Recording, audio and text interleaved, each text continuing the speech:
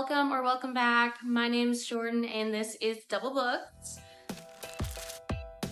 In this reading vlog, we are going to be reading Queen of Roses by Briar Boleyn. If you don't know, Briar Boleyn wrote the Bloodwing Academy series, which was recently traditionally published in the past year. Queen of Roses is book 1 of Blood of a Fae, a prequel series to Bloodwing Academy. I feel like I might not be the only one who was reading Bloodwing Academy and felt like we were missing something.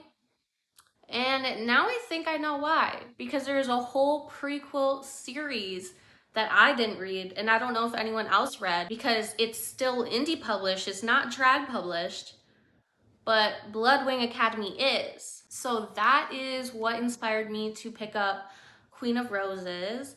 I am about 47% in, and I feel like I'm struggling. I might be in a little bit of a slump. I'm not sure if it's the book or where I'm at in life. I'm putting a lot of my time and effort into working full-time, running my small business, and recording for YouTube while still trying to make time for what I love, which is reading books. So I feel like the depression has kind of come back. There's a lot of up and downs, and right now I feel like I'm in a lull, kind of a slump. But I really want to read this and I really want to finish it. So that is my plan for this reading vlog, is we are going to finish Queen of Roses. So far from what I've gathered, this book has a lot of Camelot elements, like our female main character's best friend is Lancelot, similar to Lancelot. We have our King Arthur. There's probably other similarities, but I'm not 100% sure if I can bring them up right now because I don't remember. We are following our FMC Morgan Pendragon, who is technically the firstborn child of the late king, whereas she should be currently the queen. But her father basically decided when she turns 20 that she is going to live in the temple. And by doing so, that means that she can no longer be the heir of the Pendragons and be queen. In this kingdom, we have some fae and humans. Morgan's mom was always suspected to be a full-blooded fae, which would make Morgan half fae, half human. So that is another big reason why her father made the decision to cast her out of her role as a queen and into the temple. You can tell right off the bat Morgan's very genuine and she tries to stay out of Arthur's way. She's trying to advocate for the people in the kingdom. She's trying to support. She joins a hunting group to help find food for villagers. There's also this really nasty man who is named Florian, who is tormenting Morgan, like locking her in her room, trapping her, cutting her with knives. It's very twisted and I don't like it at all. She's just terrified to say or do anything because she doesn't really have any power in the castle. Where we're at in the story right now, Arthur told Morgan that he needs her to go on this journey to retrieve something that he cannot do for himself, and no one else can do it besides her because she has the fae lineage that's going to help her obtain this item. They are going to be traveling lights, so she's going to be roughing it on this journey. And there's only 2 other people that are going with her. One is this new guard that she's kind of been butting heads with, and the other is Arthur's second hand, who is just as evil as him, #1 guard, who is extremely loyal to him and will do whatever he says, even if it's not what Arthur wants. So she's kind of already in a precarious spot that she doesn't really want to be in, but she's going to do this for her brother. So that is where I am at. I'm about 47% in, like I said. I'm going to read a little bit, and I'll check back in when I have more thoughts to share.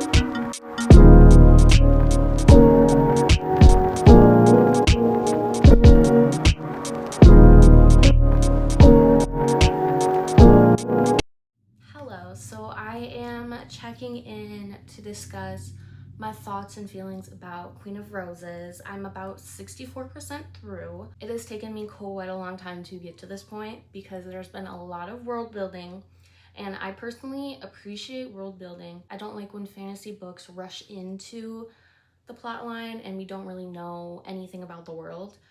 But I also don't like when the world building is too intricate and it takes us forever to get to the main plot line. I feel like this book is kind of in the middle. It's a little slow in the beginning, and I feel like I have a lot of anticipation because I do know this is a prequel series, that I have a lot of theories like, oh, is Morgan the FMC in Bloodwing Academy? Like, where are we going with this? Now that I know that they're intertwined somehow, I'm second guessing everything that happens, and I'm like, oh, is this important? Is this going to come back up? Is this going to lead into things that happen in the Bloodwing Academy? Because what we find out in the beginning of On Wings of Blood is that our FMC just appears in their world, and she is from this other world where there are fae. In this world there's fae, but it's also Camelot. So I don't really know how they're gonna intertwine. I don't know what's gonna go on. So right now we're 64% in. We're following Morgan's journey. She's traveling with Whitehorn and Draven. Prior to her leaving on this journey, she found out that Draven is actually an assassin and that he killed an entire royal family. So she has even more reservations about Draven than she did before. And she doesn't like Whitehorn. She doesn't trust Whitehorn. She doesn't really know how to act. She has her guard up. So we're going on this journey, and Whitehorn is tasked with making sure that Morgan drinks this tea. And in the beginning of the book, we find out that Morgan drinks this tea every couple days. It causes her migraines. And we don't really know what the tea does. We don't know why she's drinking it, why it's giving her migraines. But we find out that this tea actually suppresses her fae attributes. Her brother, the king, told Whitehorn that Morgan is supposed to drink this tea every single day, which is completely different to her. She's never drinking it that frequently before. And she starts to become very weak and ill. And Draven is seeing this, and he starts planting seeds of doubt in Morgan regarding her brother, which she has a lot of like blinding faith in. She trusts him even though he's a terrible person, and she knows he's a terrible person because he's her brother. She loves him and she trusts him, and she believes that he has her best interests in mind. Something happens where Morgan is no longer drinking the tea, and her fae attributes become more prominent. She's never seen herself in this way before because she's been drinking this tea since she was a young child. So she's very confused why she was told that she has to drink this tea. The further she gets away from Camelot, the more and more she's realizing that fae are not as hated as she was to believe when she was living back in Camelot. So she's kind of on this road of self-discovery. She also finds out that Draven has no intentions of returning Excalibur back to Camelot. So right now I have a lot of theories. I am unsure about where we're gonna go, and I don't know if Morgan is going to follow Draven. She's gonna let Draven take the sword and just disappear. If she's gonna return to Camelot to get her youngest brother, I don't know what she's gonna do. And because I know that this is a prequel series, I am second guessing every single thing that happens, and I'm making a note. I'm like, ooh, is that important? Is that gonna pop up? Is that gonna be important to the Bloodwing Academy series? Because if you don't know, in the beginning of the Bloodwing Academy, our FMC just appears in this world from a different world where she just drops into this world from a world where there are fae. And in this world, there's fae, but it's also set in like Camelot. So I don't really know how they're gonna connect, but I am overanalyzing every single thing that happens. And I don't know if that's a good thing. or if that's taking away any of my enjoyment of this book. But right now I think I'm leaning towards rating it a 3.5, and I do want to complete the series. I think it's a 4-book series. Those are my thoughts on Queen of Roses.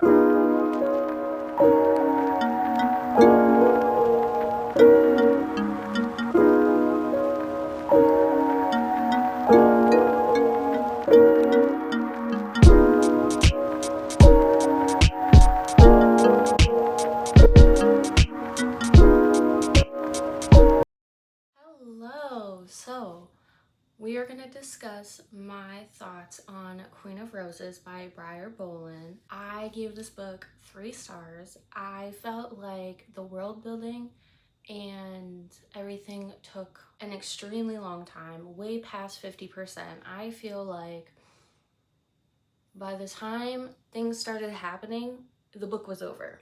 So this book takes place in a fae and human realm. I decided to read this because I had no idea that this prequel series existed, and I enjoyed On Wings of Blood, and I really wanted to see what was happening prior to that series. I went into this with some maybe unrealistic expectations because I did not know what I was gonna get. Granted, this is the first book in a series, and the whole series is a prequel series, so I'm not sure if we even get the questions that I have answered at this time in the series regarding On Wings of Blood. I have no idea at all. But we are following Morgan, and she is the firstborn in line to the throne. She is half fae, and this takes place in Camelot, where the fae are looked down on as less than. So Arthur sends Morgan onto this journey to get this fae object and bring it back to him. And we find out that this object is Excalibur, the sword that, if you know anything about Camelot and King Arthur, that Excalibur is this mighty powerful sword, and she is going to go get it, but because she's fae, she's the only one that can get it. We don't actually get in the midst of this journey until maybe 30-40%, and then once things start happening, it's like the book went up, plateaued, and then jumped up, cliffhanger. Like the last like 10, maybe 20% was just like thing after thing after thing, and like we don't understand what's happening. Like there's all these new beings and being introduced as threats, and we had no idea that they even existed. There was a point where like these zombie children were coming after them, and I'm like, where did these zombies come from? What is happening? By the end of this book, you find out a lot of different things about all the characters, and I was very much interested in the last 20% of the book. I think my interest got really piqued the whole middle of the book. There was like a whole lull in the middle of the book, and I took so long to finish this book. And I only finished it because I really wanted to read this series. So I ended up giving this 3 stars. At the end, we find out some things about Jordyn, and I believe it's going to start picking up into the next book, which is Court of Claws. So that one is about 392 pages. I have not started it yet. I really wanted to read that book in this reading vlog, but with how long it took me to read Queen of Roses, I don't think I'm gonna get there. So that brings us to the end of our reading vlog. Thank you very much for joining me, and if this book intrigued you at all, or if you're also curious about this prequel series to On Wings of Blood by Briar Boleyn, or the Bloodwing Academy series, stay tuned for my thoughts on reading the remainder 3 books. Comment down below if you've read Queen of Roses, if you've ever heard of this series. Subscribe to see what I think about the rest of the series.